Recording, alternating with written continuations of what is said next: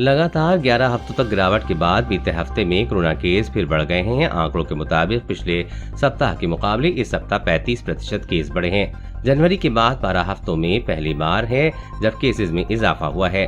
दिल्ली, उत्तर प्रदेश और हरियाणा जैसे राज्यों में काफी तेजी से मामले बढ़े हैं।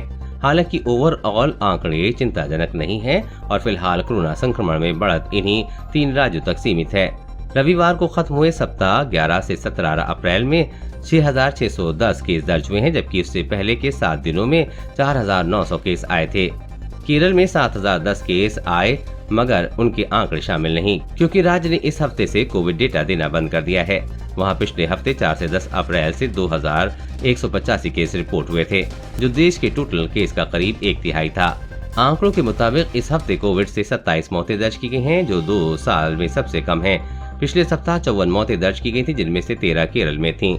दिल्ली, हरियाणा, यूपी दोगुने हो गए केस।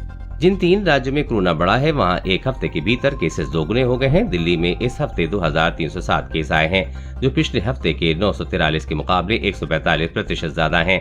देश में इस हफ्ते आए कुल मामलों का 1/3 से ज्यादा दिल्ली से है। हरियाणा में वीकली केस 118% बढ़े हैं। वहां पिछले हफ्ते के 514 के मुकाबले इस हफ्ते 1,119 केस आए हैं।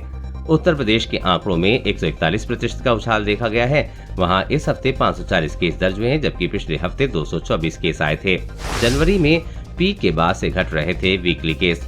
दिल्ली, यूपी और हरियाणा के अलावा बाकी राज्यों के आंकड़े कमोबेश पिछले हफ्ते जैसे ही रहे हैं।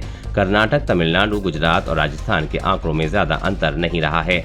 गुजरात में पिछले हफ्ते 115 केस आए हैं, जो कि इस सप्ताह 110 केस दर्ज हुए हैं।